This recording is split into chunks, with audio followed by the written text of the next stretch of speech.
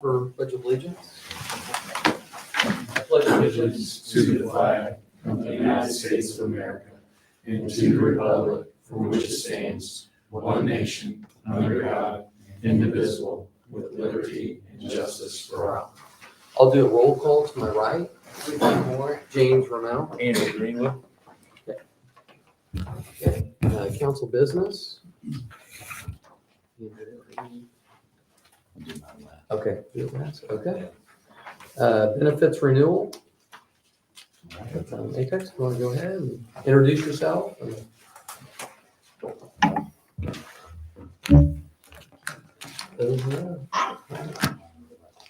Thank you. One for him. Okay.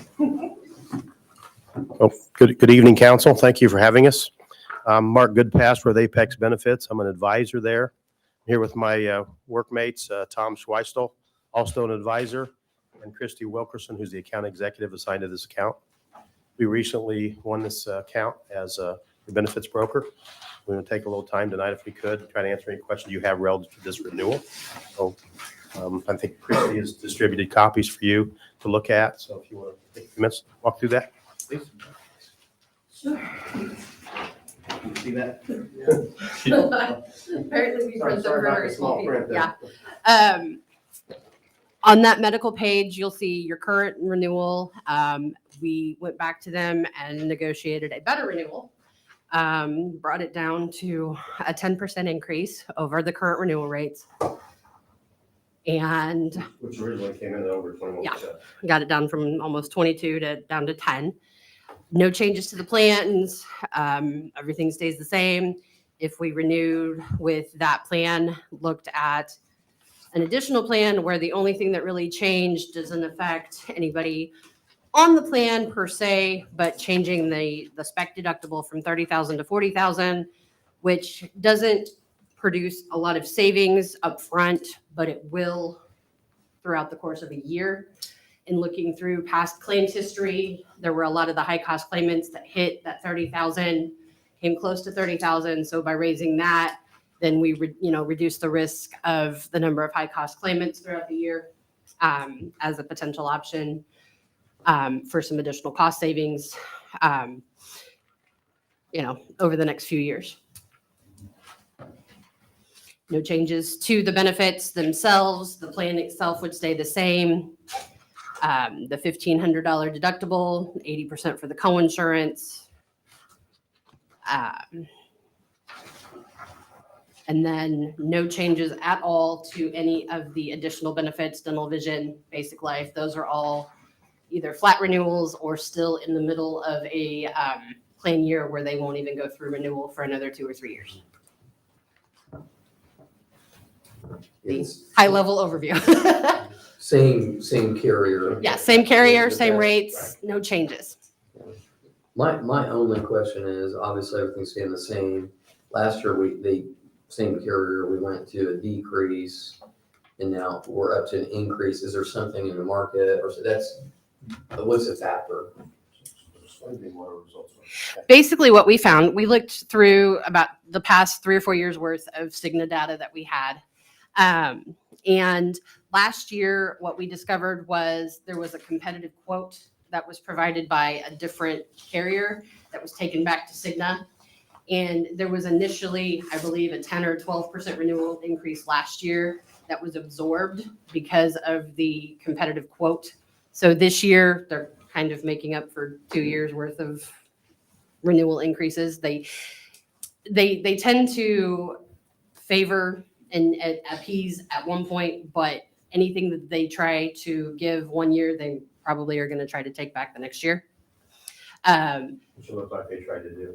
Over the past couple of years, you guys have done really well on the level funding plan where there was money left over at the end of the year that came back. This year, there's a surplus of $72,000. There won't be, as of right now, and most likely not, any money coming back this year. So that was another reason we had a lot of between 20 and 21, we went from 20 to over 60 catastrophic claims per thousand. There were a lot of the hospitalization, there was a lot of claims data, a lot of plan utilization that jumped from the prior years that didn't get picked up last year because of the flat renewal increase. So, and, you know, we discussed looking at other carriers, but felt that the 10% renewal increase was the most viable option based on the claims history, the claims data, and with what we've been seeing from the other markets, chances are the other carriers would have probably come in closer to that 21% renewal increase anyway. You have a level funded product where you share in the reserve earnings when you have good years. Over the last 3 years, it looks like you've accumulated about $263,000 to the good. You came out of a bad year, represented based on the report we have, which was a negative 72,000, which sort of explained why they were trying to come in at that 21+% increase. They're trying to pull all that back. And we said, no, we don't think that's justified. Yeah. We think we need to look at a different number, and then they came back and negotiated it. Yeah. There's a lot of things that we can do behind the scenes to help this next renewal that we're looking into.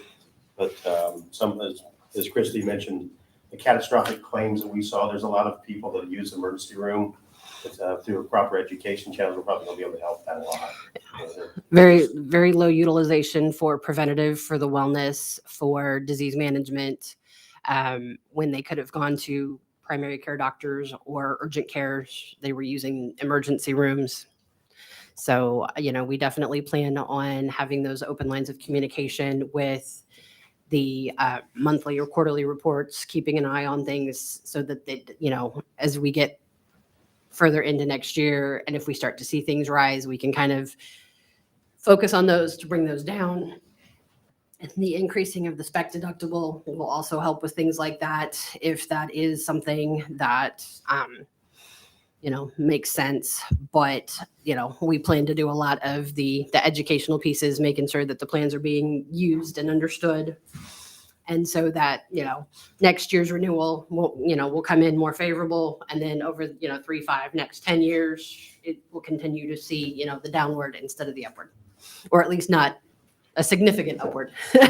Since we, On the preventative and those type of things, you can work with our HR department to get Yes. this together. Yeah. And have you had you obviously can. Yeah, we've had several conversations with her. About this. Mhm. Where we got our initial traction with her. Yes. Her about some things she really hadn't done yet. So, Okay. yeah.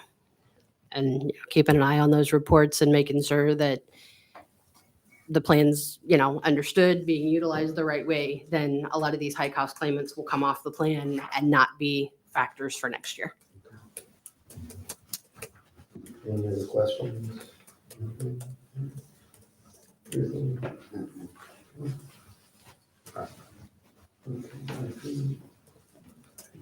Yeah, I think we'll, any motions? I'll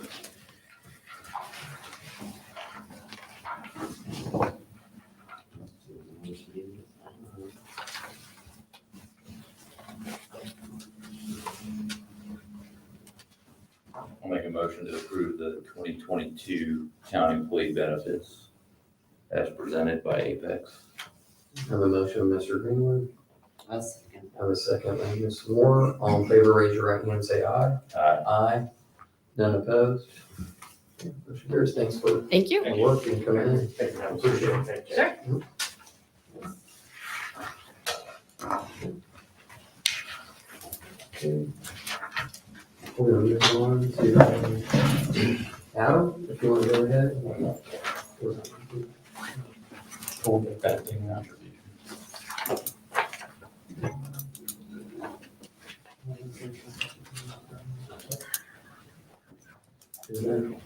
Kim's not here. Yeah. Okay, you want we can table that? Yeah, why don't we table? Yeah, we'll table that, employee benefit contributions to the next meeting. Yeah. Okay, we're ready for you now, so. Good evening. It's good to see everyone. I have a few different budget amendments that we would like to bring back up as it relates to the implementation of the town budget that was adopted a couple meetings ago. And really this evening, what staff is what's looking for is direction from council via the form of a motion for each of these amendments in order to go prep the actual ordinance and documentation, preparation of a public hearing at a subsequent meeting. So ultimately, none of these actions will be binding in effect until after that ordinance and public hearing can be posted. An item, we're just looking for direction, and they all are directly related to the budget that has already been adopted for 2022. The first set of these has to do with regards to the local funding of the police station. I'm not sure if you got the handout or not for that. Yes, this one here. The pie chart at the bottom. Yeah. So with the current project estimates, just as a refresher again, we have the initial construction cost that's being funded in a blended state between local cash on hand as well as the new bond issues that are being issued. In those funds, there's about approximately 40% of the total project that is being committed through cash on hand to reduce the ultimate size of the bonds for that project. And then the 2022 budget also itemizes approximately $210,000 in new money for loose equipment, course and fire protection, IT, and furniture for that building. So when we look at the net amount that's needed for the construction financing, net the bond proceeds, project fund, it's approximately $1.1 million that needs to be committed. And in front of you in the handout is the proposed project sources by funding source that would ultimately were declared and committed during the budget process that ultimately now we're trying to actually commit those funds through the appropriate transfers or appropriation procedures. So those amounts listed underneath the bond are all cash on hand. They're in various different funds. Some of them are already budgeted. Most of them are not. So going through them really quickly with your handout, and then I'll go through each one asking for a motion to direct us. So, yeah. Real quick, I Yeah. don't mean to interrupt, You're but fine. does this represent or have the latest information that we received about the update on the electrical bid? The total construction cost is based on the previous amount. So Adam received that this afternoon as well. So he can speak to what the contingency would be included in this. As drafted, this would provide an additional 4% contingency to the funding of what that the estimate that we all saw a couple hours ago today. This would provide an additional 4% contingency. So the options before you is we could amend these down and you could choose which of these you wanted to contribute to a lesser extent, or we can proceed authorizing the budget at these amount, understand that that incorporates an implied 4% additional contingency, and then ultimately hope to get to the end of the project without needing to draw upon this. Would it be better if the cash on hand, I think we got in the 2022 budget, the 210, to utilize, approve this as is, and utilize those funds and not use in the 2022 budget the cash on hand? Yeah, so I think you're okay with either reducing, so like, for example, these additional appropriations from general fund, the ARPA fund, CCD, I think certainly you could choose one or all of those to bring down to the current bid and just essentially appropriate less cash. I think it would also be reasonable to assume that at this stage, we're really just still only talking about budget authorization. So in that case, I could see it both ways. So I think council's safe making either decision there. So this anticipated cost, since the reset is now 4% higher than the current sheet says you need.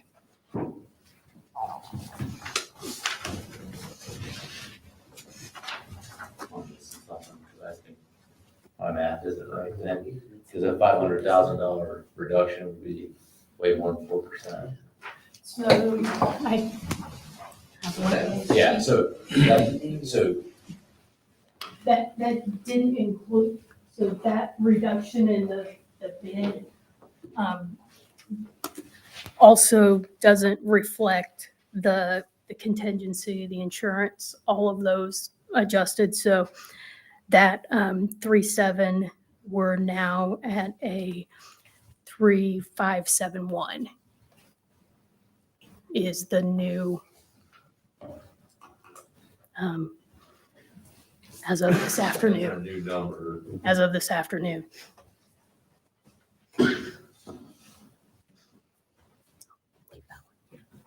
I guess do we reduce the bond or work from cash on hand in 2022? well, or do we just reduce accordingly Right. the other?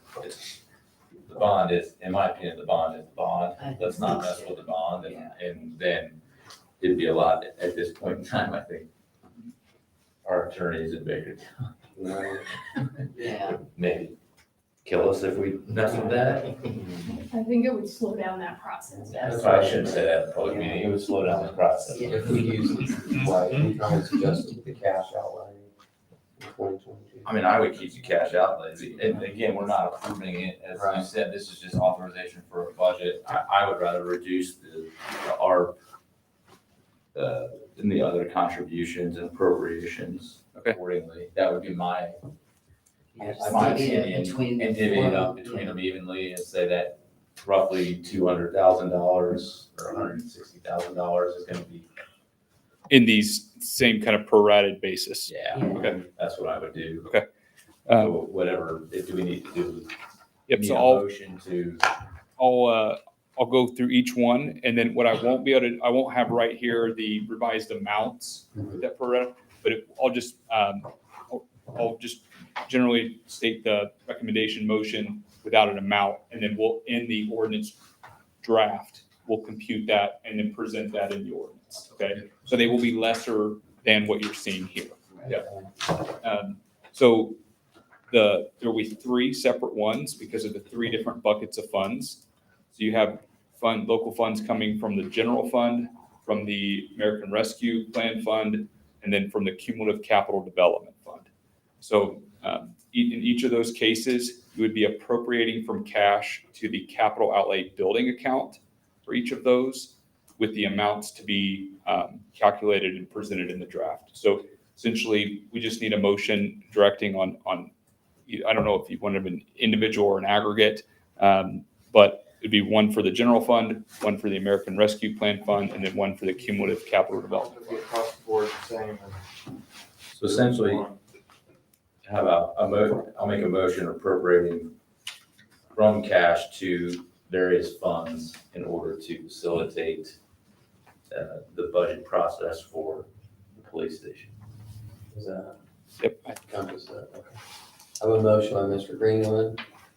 The second, I'll second. second by Ms. Moore, all in favor, raise your right hand, and say aye. Aye. Aye. None opposed. Very good, thank you. And then the next and last item that I have with regards to budget implementation is you should have work paper that looks like this as well, hopefully in your packet. I got it, I have extra copies here. Yeah. You have that one still? You got to on this one. This is an ordinance. Yeah, this is the rainy day one. Okay, yes. Yes. Nice. Oh, that's right, okay, Yeah, yeah, I'll be back. I'll be back. Hang Okay. hang on a second, Adam, if you can stay there. We're, go ahead. Yeah, we And can. if there's anything you need us to, we're gonna, on Tremont. Yeah. So, go ahead. Yeah, I'll go ahead. I'll make a motion to approve, no, wait, that is Liv. This is a different motion. That's Kevin has that. Okay, okay. Sorry, you can have a seat. Okay, we'll do that.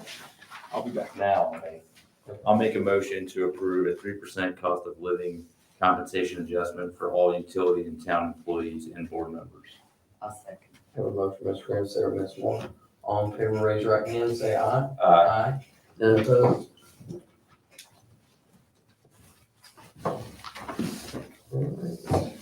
Sorry for the confusion. This is all right. Joe? Good evening.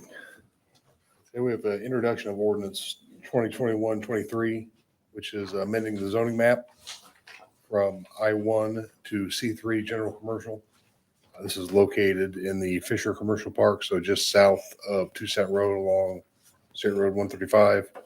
I believe this is in Block B of the Fisher Commercial Park, so it's not the lot directly at the corner, but the lot just south of the corner, containing approximately 4.68 acres. This was given a favorable recommendation by the Planning Commission at the October 18th public hearing.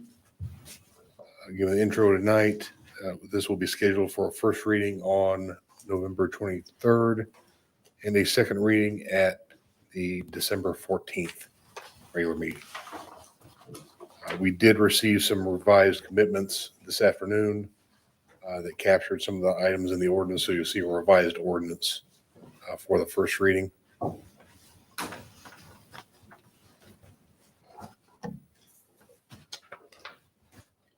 Any questions? Joe, is that date right? I think our meeting's the 30th. Is it 30th? Yeah. You did. I didn't have that reflected on my calendar. Yeah. Thank you. No worries.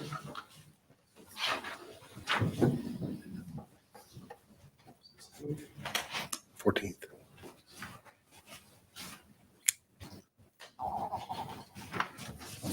Any questions?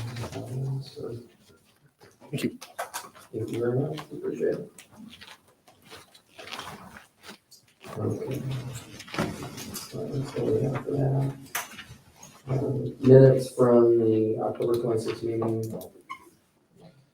Ordinance 21. Go ahead. Adam, come back. Yeah, now come back up. Adam. Sorry. You're gonna be my stepson. Yeah.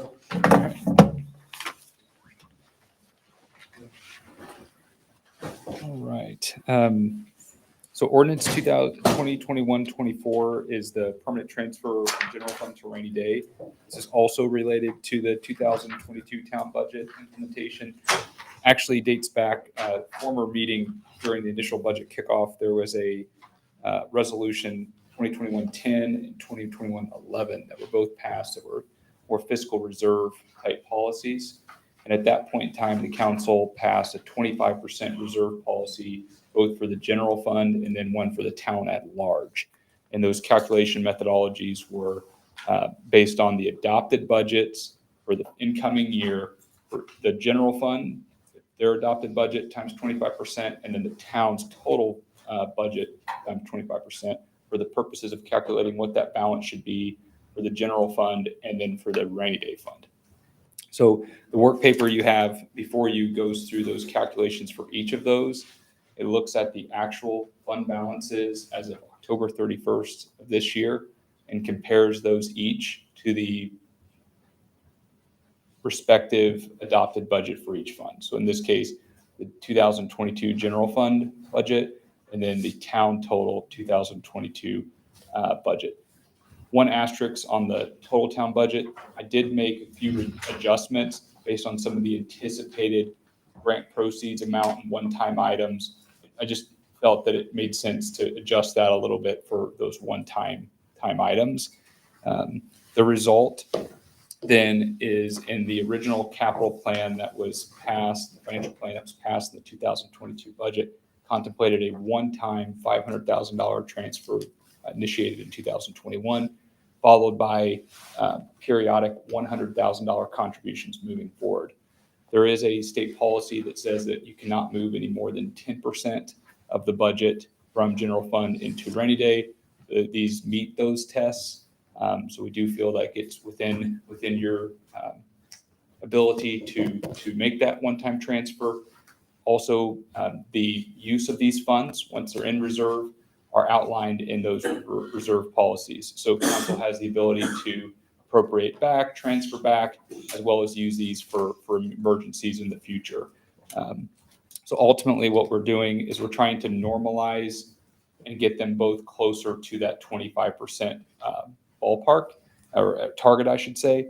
So in the 2022, right now, as of the end of October, the actual reserve for the general fund was 58%. So it was quite higher than the 25% reserve.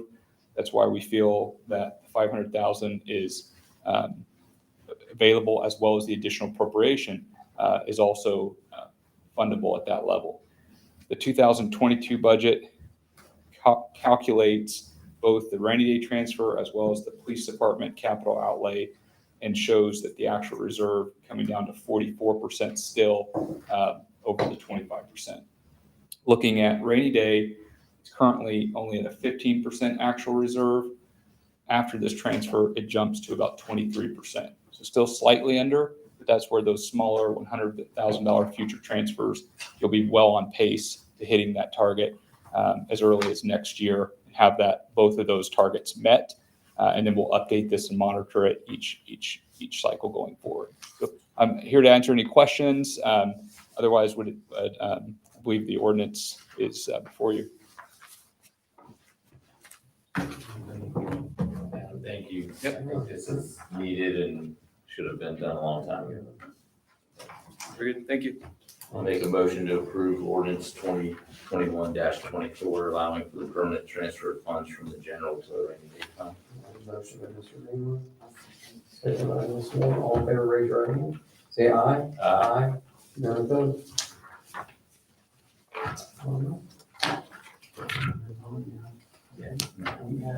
Okay. Minutes from the October 26th meeting, does everybody have a chance to review? We just have some name correction, spelling, and that should be it. Have a motion? Motion to approve the minutes for the October 26, 2021. Motion. Second. A second by Mr. Green. All in favor, raise your right hand. Aye. Any opposed? Okay, has everybody looked at the amended holiday schedule? Are we okay with it after the change? Yeah, you want to do that by consensus? We can? Yeah. Good? Consensus. Yeah. Good with holiday schedule? Yep. All right. Good.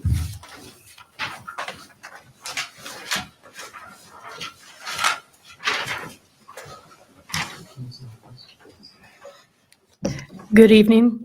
First item for your consideration tonight is the Kephart Park supplemental proposal and change order. We have Trent Newport with Crossroads here to discuss that. Let you go over what's in there. Thank you. Good evening, Trent Newport with Crossroad Engineers.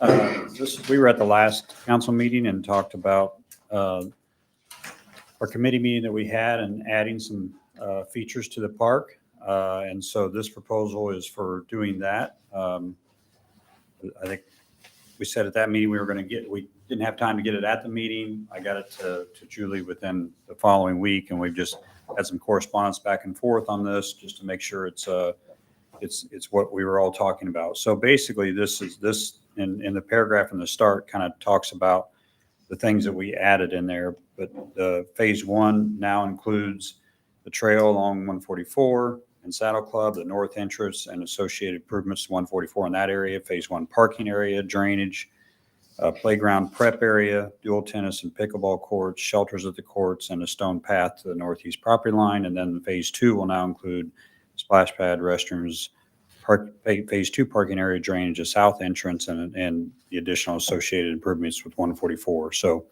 the intent of this is to supplement what we had in phase one and parts and two. So it actually supplements a little bit of both. It gets us all the way through construction administration on the projects, through bidding and everything. So this should be everything. And our next committee meeting, I believe, is next Thursday, the 18th. And then we'll come back to every other council meeting starting next one on the 30th at 1 o'clock for reports. Yeah. Have you answered any questions? You good? Questions? Thanks, Trent. What's, from a timing perspective, these additions that we've made, do you feel like they'll affect the overall timing of our ability to move forward with phase one? No, I don't think it'll. I mean, I think we did this knowing the timing that we want for phase one and phase two. And I think the bidding this winter in phase one, getting started in the spring, and then phase two, we're hopeful that we could bid in the summer and get as much done as we can in the fall until temperatures get to us. But I think originally you guys were talking even maybe, might be a bid in the fall. And I think we can beat that schedule to get something going in the summer with phase 2. Good, That'd be great. Thank you. appreciate it.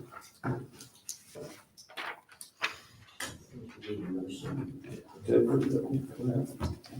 Yeah, I'll make a motion to, for the not to exceed $66,130 for the additional work for the initial phases of Kephart Park.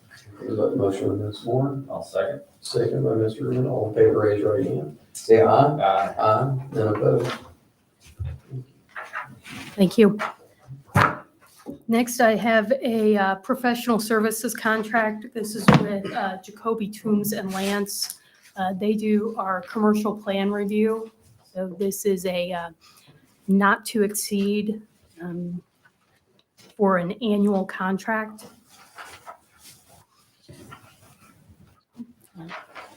Like to get them back on board for our commercial plan review. They will help us out with inspections if we need that. Been a good resource for us. Are these all fees that are then passed on to the, directly billed to the development and or developer, builder, et cetera? Or are these fees that we incur? In some cases, we incur these fees. In some cases, they are passed on.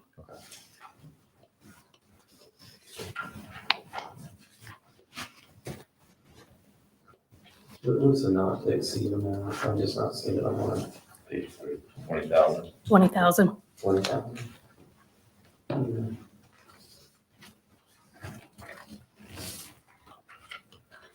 Julie, in this packet, I don't see, I assume this is within our budget, what we've, Yes. I don't see that in here. I'm just Check. clarifying. Actually within Joe's budget, but yes. Yep. Thumbs up. And then Joe's money. Budget. Yeah. Any other questions? Motion? Yeah, I'll make a motion to approve the Jacoby Toombs and Lands contract for an amount not to exceed $20,000 for the annual reviews. Motion by Mr. Green, second by Mrs. Moore. All in favor, raise your right hand, say aye. Aye. Aye. None opposed.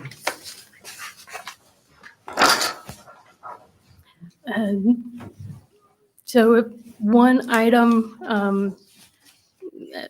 Trent just brought to my attention, if I could have a clarification on what was the not to exceed item on the contract for Kephart Park? 66. Okay. I believe there And was, in addition- there was an, Oh, it is.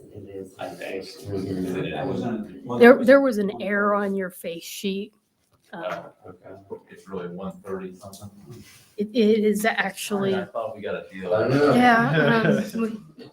Why didn't we? You good to be? Yeah. Because we- So addition 66,130. Is So that?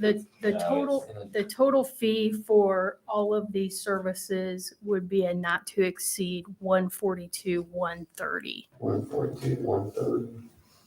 Yes. Apologize for that. we need to And amend. amend that motion, so it's redeeming. So that's for the whole thing, not just the change order, or that is the change? So that is that's the change order. there- On page 5 of it, the 142, 130, right? Correct.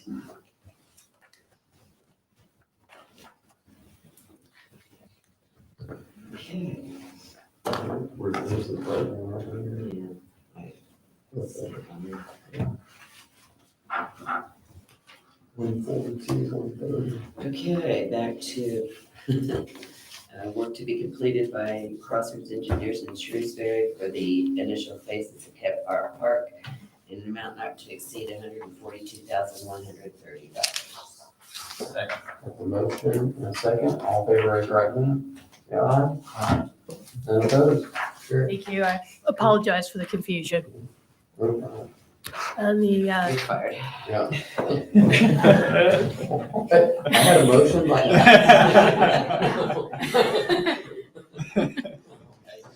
Ow. Right. Tough night. Tough crowd.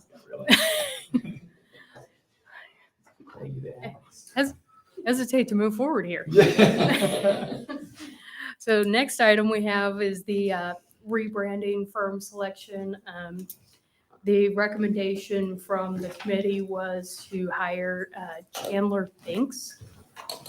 So that is what is reflected in your packets tonight. I'll let Ruth Ann, if you'd like to add anything additional. I know you sat through several interviews on this Right. project. Yeah. Like I was telling them, I saw all of the first 4 interviews. We had someone picked out, and then we saw this one, and even though it wasn't even in person, we really liked them. And so I think it's a go on this if everybody agrees. Is that a motion? I'll make a motion that we hire Chandler Things to do the rebranding, amount not to exceed $59,475. Motion by Ms. Moore, Second. second by Mr. Green, all in favor, raise your right hand. Say aye. Any opposed? And then if I may, with the award of our community crossing grant, we need to designate a position to sign those contracts. So if council would so designate. Yeah, I'll make a motion to elect or approve or allow our town manager to execute the community crossing agreements on behalf of the town. Motion by Mr. King, I'll second. second by Ms. Moore, all in favor, raise your right hand. Say aye. Aye. Congratulations. None opposed? Thank you. Just don't mess it Yeah. up. She's really in it tonight. Thank you.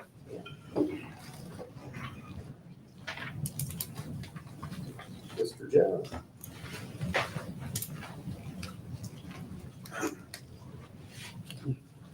The only item I have for you this evening is a request to waive subdivision standards for the Crump subdivision. This was approved at the last planning commission meeting contingent upon council action.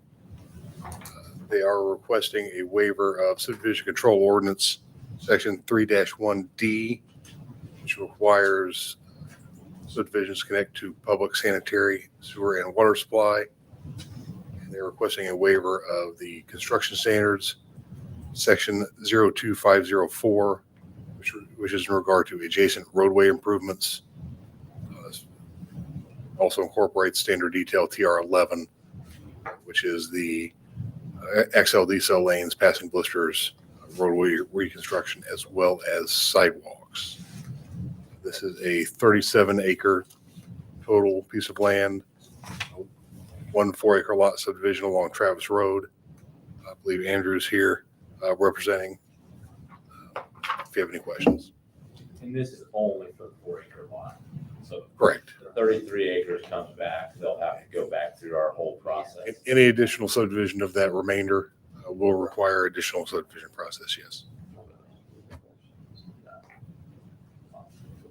I'll make a motion to approve the waiver of section 3-1D of the subdivision control ordinance requiring public sanitary sewer service and section 02504 of the construction standards adjacent roadway improvements for the Crump subdivision.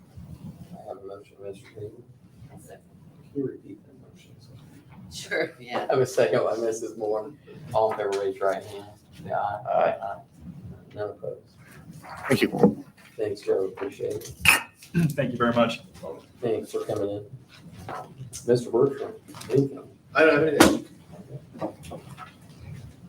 Everything's good. All right. All else good? Okay. Mr. Kellinger.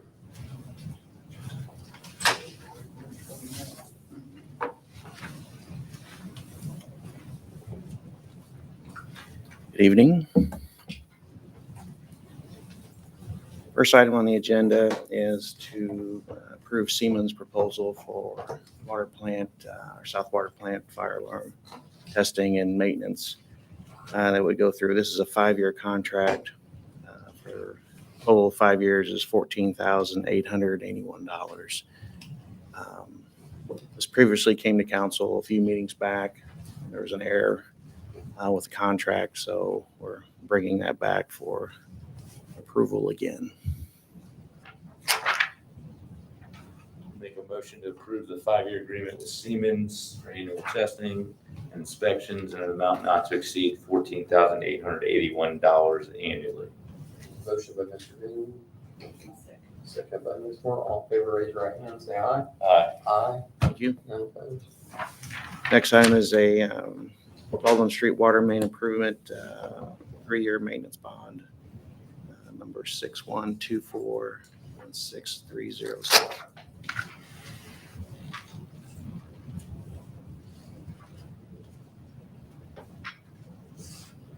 I'll make a motion to approve the 3-year maintenance bond number 612416307 from Miller Pipeline for the Baldwin Street water main improvements in the amount of $28,943.68. Motion by Mr. Green, second by Ms. Moore. All in favor, raise your right hand, say aye. Aye. None opposed. The next item is to approve a proposal for the Tremont project and other additional services from Stone Municipal Group. Adam is here if we have questions on this. I think we're ready to make a motion. Yeah. I'll make a motion to approve the proposal, or approve the contract for additional services from the Stone Municipal Group in an annual amount not to exceed $7,200. Sure, Mr. England. Second by Ms. Moore. All in favor, raise your right hand. Aye. None opposed. Thank you. Thanks, Adam, for all the hard work on that too. Next item is to release a maintenance bond for a project up at Center Grove School System for their baseball concession area. It's bond number B as in boys 0361174. Make a motion to release the 3-year maintenance bond number B0361174. Motion by Mr. England. Second by Ms. Moore. All in favor, raise your right hand. Say aye. Aye. None opposed. Next item is another release of a maintenance bond, 300340025. Another Center Grove project for their music addition for water main relocation. Make a motion to release the 3-year maintenance bond number 300340025. Motion by Mr. Green. Second by Ms. Moore. All in favor, raise your right hand. Say aye. Aye. None opposed. And the last item, if you recall, the last meeting, we had discussion about system development charges on the water system. Scott Miller is here tonight to review potential change with those charges and has some data from surrounding providers. So I'll let Scott come up here and we can discuss that.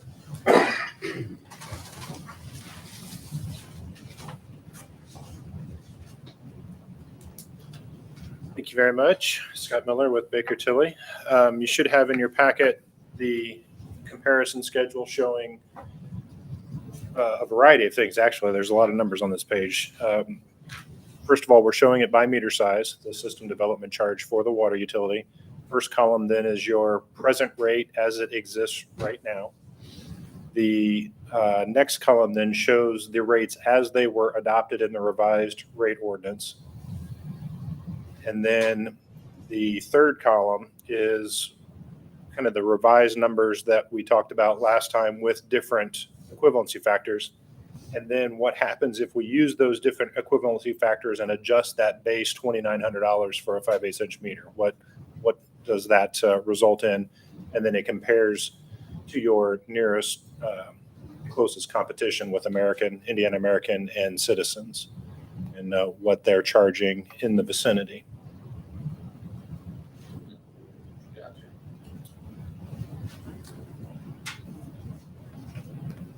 the options start, because it all builds off the 5/8, right?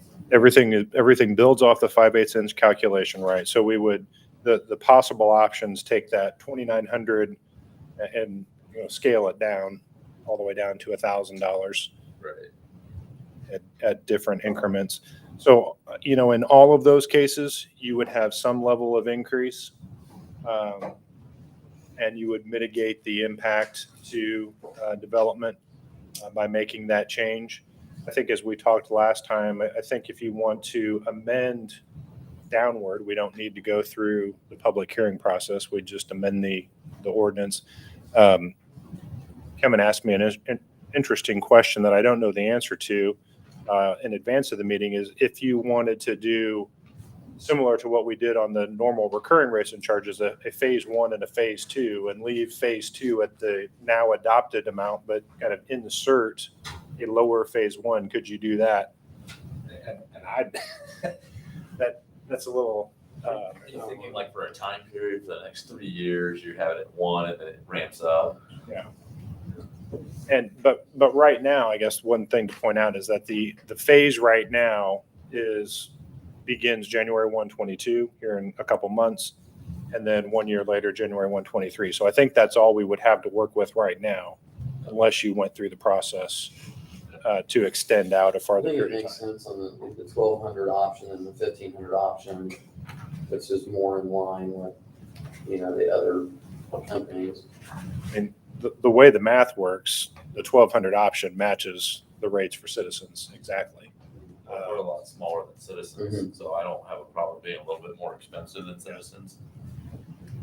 But I don't think, More expensive. Yeah.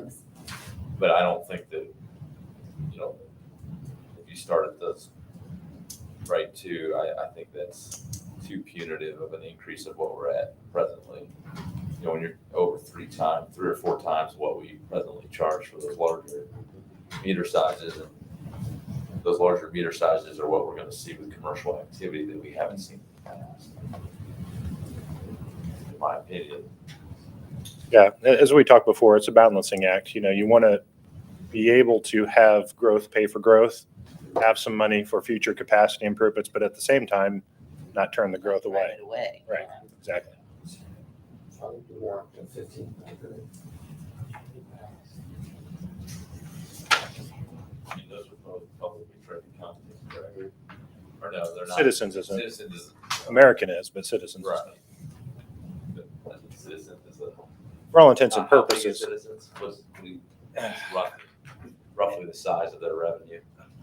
revenue, geez. I mean, they serve most of Marion County, not all of Marion County, but most of Marion County. I mean, they're 500,000 customers. they're a sizable corporation. 500,000 In our customer base, 20,000. Under that, yeah.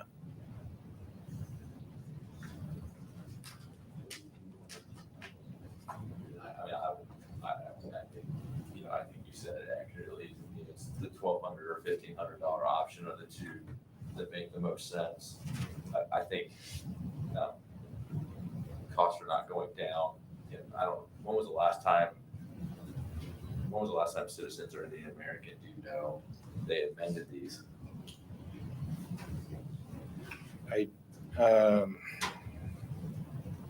don't know. Trying to. Who's to say they're not doing their review? Right. And they're utility review board asking for that to go up, right? Citizens has been a little bit of time. I can't remember if American increased them with their last base rate case or not. When was that last base case?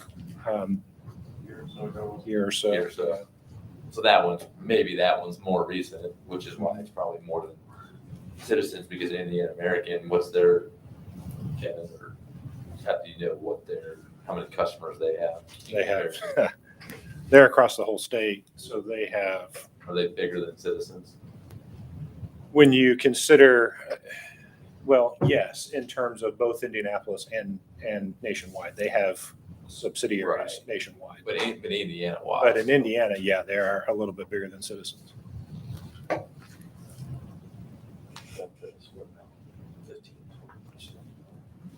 We want to wait for Dustin and Susie to weigh in on this. Is this something that, since we're reducing it, we just need to decide this before the end of the year? Yes. Yeah, we would like Or is that. there a 30-day waiting period that we want to, I know we have some interested parties, right? Yes, and then we would like time to adjust our internal systems, potential changes that are coming. If we were to table this and then come back and have a vote on the 30th, or is that still well within? I don't think Scott would need to come back, I think. Fine with me, yeah. As far as, doesn't impact the financings at all. We don't include any additional revenues from these increases, so. Okay, that's Should be not fine. that any bond stuff. Kevin, if you want to put it on our next council meeting, this is great information. Yeah. Exactly what we want. Sure, yeah, no problem. Thank you for doing And it. I'll look up the dates on Citizens and American too. I just can't remember off the top of my head. Yeah. on those two. You just send them over via email and then we can make a decision at the next council meeting. Thank you very much. Thank you. Appreciate it. Perfect. Thank you. Thank you. Anything for me? That's all I have. Thank you. Thanks. Appreciate it. Any board updates? Do we have anything? December 3rd. Santa train? Santa train, December 3rd. Um,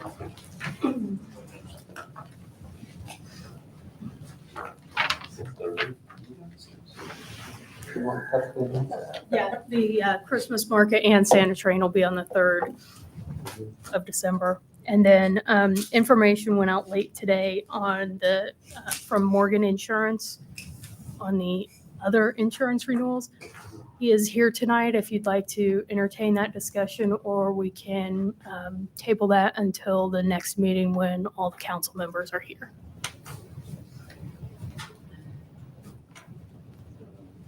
This is on property category. Correct. Yeah. Are these essentially just updating us and then a vote on approvals? Correct. Right. We can probably, I'm okay with Yeah. it tonight. Are you Yeah, guys? let's go ahead. Yeah, not You're making here. it come back. Yeah. Sorry for the confusion on the dates.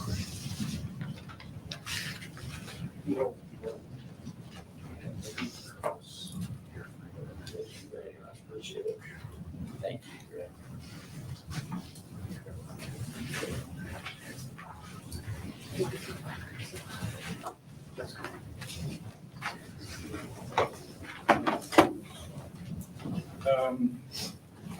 The information you'll see in here on the right-hand side, the packet, we first put together kind of a premium summary. And I think with our representative Joel Cox, it was expressed that there was a desire for us to shop this insurance around this year. And for municipalities of this size, we primarily use 3 different carriers. We use Employers Mutual, which you're currently with their workers' compensation piece of that. That's the Indiana Public Employers Plan. And then we also use Liberty Mutual and Travelers. When we sent out the submissions to these 3 carriers, we actually only got pricing back from 2. Your current markets, which are Cincinnati and Liberty Mutual, Employers Mutual sent us pricing, and Travelers declined to give us pricing because, and that's why I put in the center column here, you can see the pricing that they provided us back from 2020. And their rates have went up since that point in time. So they didn't feel like they had a chance of placing the business with them is the reason that they declined. And as you can see, there was only about a $1,400 difference between those 2 carriers. And if you were to stay with the current insurance carriers, that ended up being about an 11.48% increase over last year. A lot of that had to do with 2 line items, and that would be the property insurance that the insurance carriers on the commercial side, both these carriers took, wanted to increase the property value 6% over what they would normally do due to the cost of construction. And then we've been seeing across the board that the premiums for cyber liability insurance is going up. And this increase was, I think, 32%, and we've seen it as much as double. And they are also on the cyber liability. There's probably 4 markets that have about 70% of the cyber liability protection, and that's Chubb, Beasley, Travelers, and Axis. You're currently with Chubb. They're the largest writer of cyber liability, and we found them to be about the most competitive across the board. Those 4 main carriers are now requiring multi-factor authentication for access to email, VPNs, and remote network access, which I would need to, discuss that if any of that, is implemented.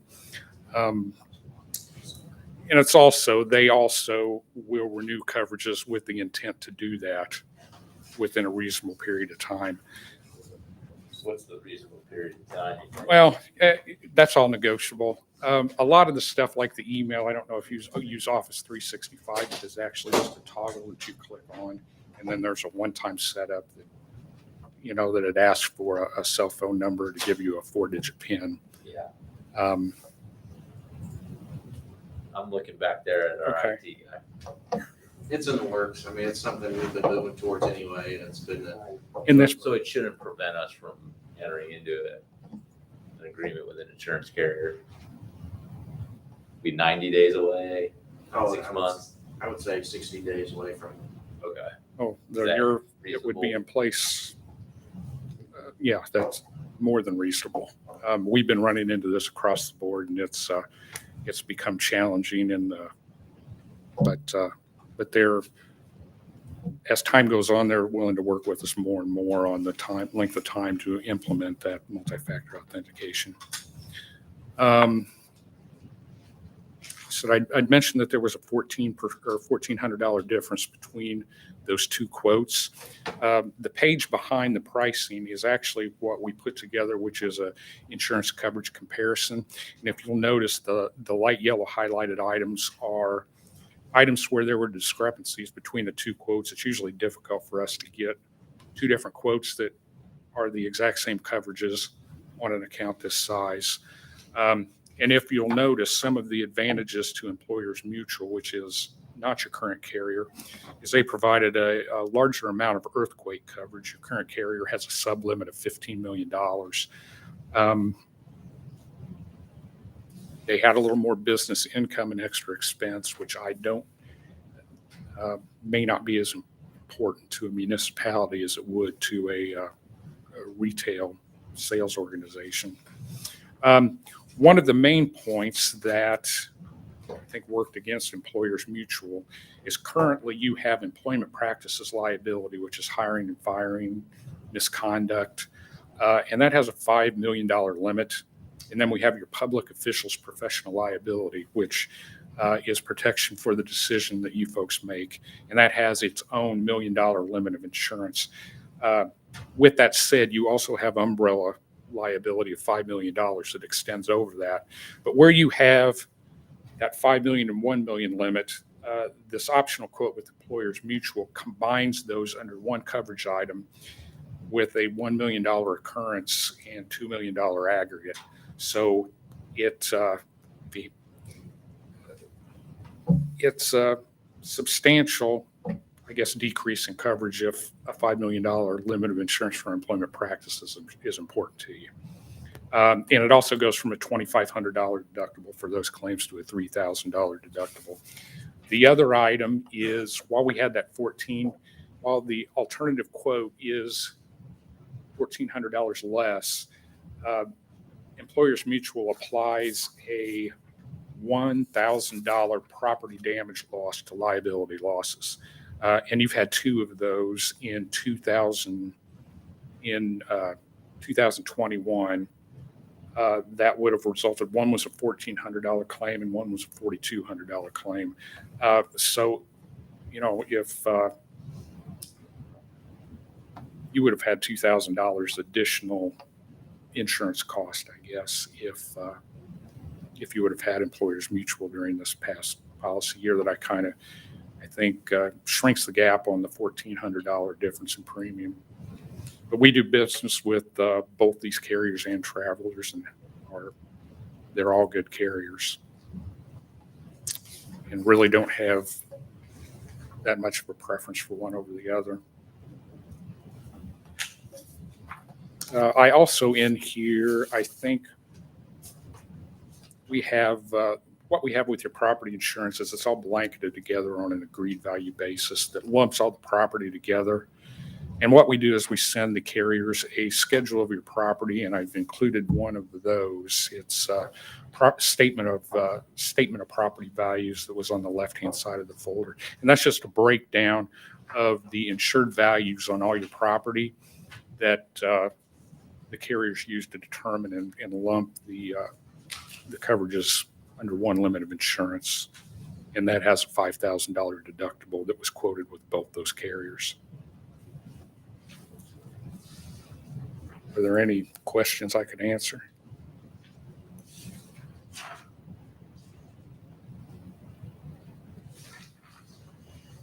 So the two biggest differences from a coverage standpoint are really let's not just reading this as earthquake coverage, which Correct. That's an that's a advantage. $45 million difference, which is pretty big. Correct. Not that that was right.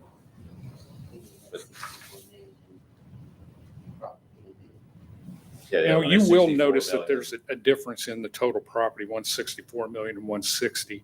And that's because the alternative quote with Employers Mutual takes your tornado sirens, a lot of your signs.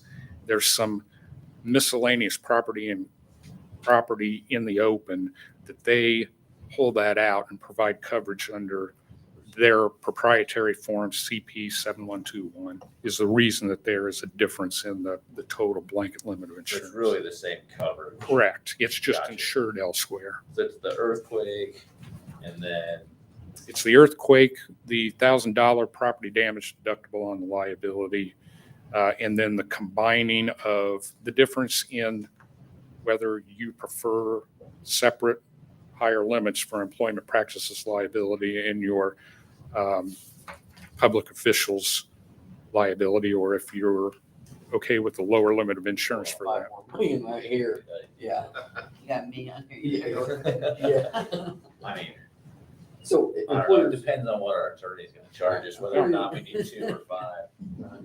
Employers Mutual has more, say more benefit on that liability for Less benefit. less benefit. They take you where you have employment practices. Right. Your current, you have 5 million employment practices and $1 million for Wrongful. your public Right. officials liability.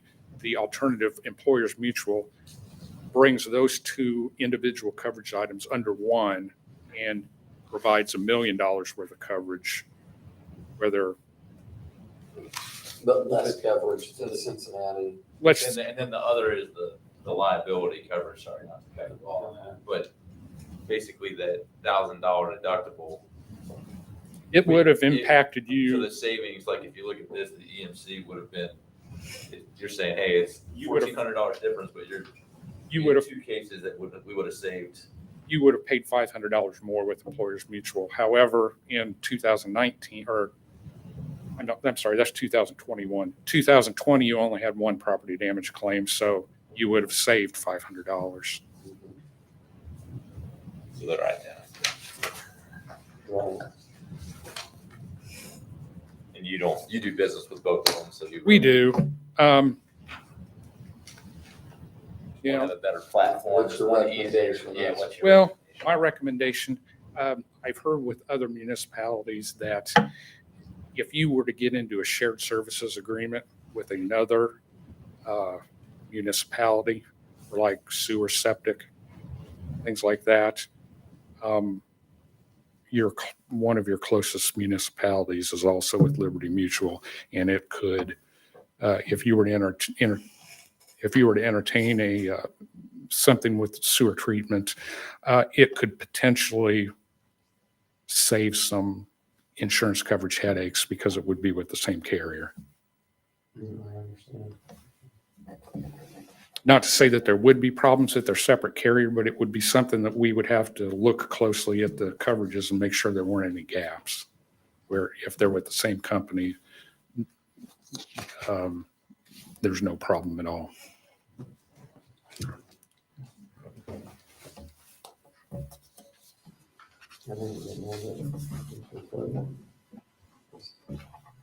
Yeah, So that's what yeah. you want. If you want to sing the song, we'd love to hear it. Councilman Moore, Councilwoman Moore. I would make the motion that we take our, property and liability coverage through, Cincinnati and Liberty Mutual. Motion by Ms. Moore, Second. second by Mr. Raymond. All in favor, raise your right hand. Say aye. Aye. None opposed. Thank you for working. Appreciate it. Thank you all also. Okay.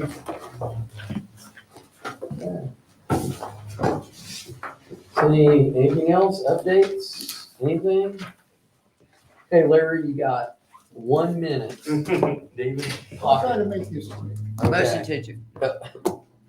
Larry Shirley from 27 South Tressler. I got two things to bring up. When we get heavy rain, the alley between Harriman and South Tressler, this is a stormwater issue. We keep flooding in the backyard. And previous council talked about cutting that alley down to where the water would drain to Harriman Street where there's storm sewers. And nothing's been done, but it's my understanding that there's also a gas line that runs down that alley, which may be the big hindrance. And, you know, something needs to be done with the water because my backyard's flooded out 2 or 3 times this year again because of heavy rains. And my neighbor to the south of me, his yard floods also because there's nowhere for the water to go. It can't get to the street out front to run down and can't get down the alley. And then the second thing is just south of us, 2 doors, there's a fire hydrant that's been out of service for quite a while. And if we ever get a fire there on South Tressler, closest hydrants is either at the corner of Harriman and Irma or Easy Street in North Tressler, or to the west of us on Harriman Street that the fire department would have to hit to bring a line in. I'm not sure on plugs from the south coming north off of South Street. But I know the hydrant's been out for quite a while. It may be something Kevin has to address. I don't know, but he always wonders what I have to complain about, so. Well, mentioning Kevin, if you want to get with Larry on these items, we appreciate it. Well, I think he does stormwater too, doesn't he? No. No? Well, he's lucky then. Well, we appreciate it, Larry. I thought I'd bring those 2 items up, so. Thank you. Thank And you. I don't know if you've noticed over here at the railroad, but I think it's a lot of taxman people parking there on railroad property. And I know I've talked to Todd about it, and since it's federal property, locals have no authority. So might be something that you as a town council president might want to address with the president of the railroad and get his opinion on how to handle that, or if they want to handle it with no parking signs. When you get caught, you get towed, or they can hire their own company to tow cars. It's up to you guys. But being down here at the railroad, I see the people from Taxman parking over there all the time, and it's ridiculous. I mean, you got parking right here and they won't use it. So it's crazy. Okay. That's all I have. You guys have a good evening. Thank you, Larry. Thank We you. appreciate it. Okay, anything else? Make a motion to adjourn. Motion, and a second. We're adjourned.